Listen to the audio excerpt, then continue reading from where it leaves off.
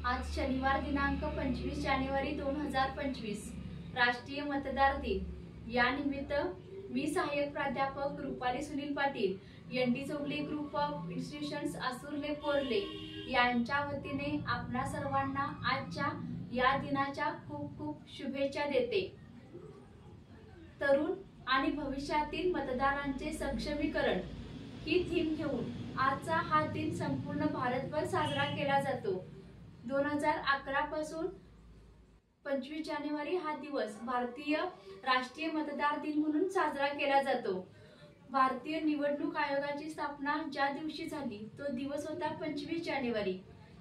आपला भारतीय प्रशासन हे संविधानावर चालतं की ज्या संविधानानं प्रत्येक भारतीयांना हक्क दिलेले आहेत आणि त्या हक्कांच्या सोबतच प्रत्येक भारतीयांना आपलं कर्तव्य देखील बजावण्याची संधी मिळते। हे कर्तव्य त्यापैकी एक मूलभूत कर्तव्य म्हणून आपण ज्याच्याकडे पाहिलं जातं ते म्हणजे मतदान। 18 वर्ष पूर्ण झालेल्या प्रत्येक युवकाला प्रत्येक युवतीला मतदान करण्याचा अधिकार आहे।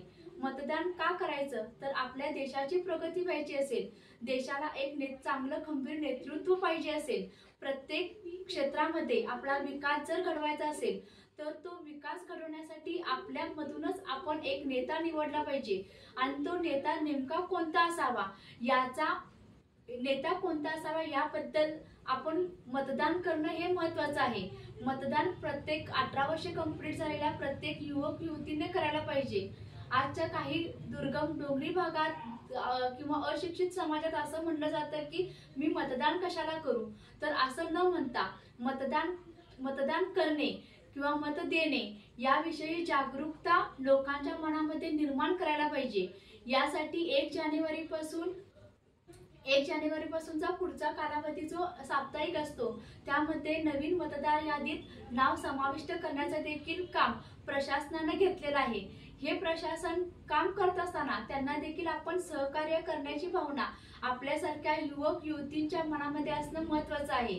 त्याचबरोबर आपल्या देशाचा विकास जर करायचा असेल तर ग्रामीण भागापासून ग्रामपंचायत पासून ते दिल्लीतल्या संसदेपर्यंत आपण प्रत्येक ठिकाणी आपला मतदानाचा हक्क बजावायला पाहिजे। आणि हा बजावत असताना आपल्याला मिळालेली लोकशाही, ज्या लोकशाहीवर आपलं संविधान आहे आणि ही लोकशाही म्हणजे दुसरं तिसरं कोण नसून आपण सर्वजण आहोत।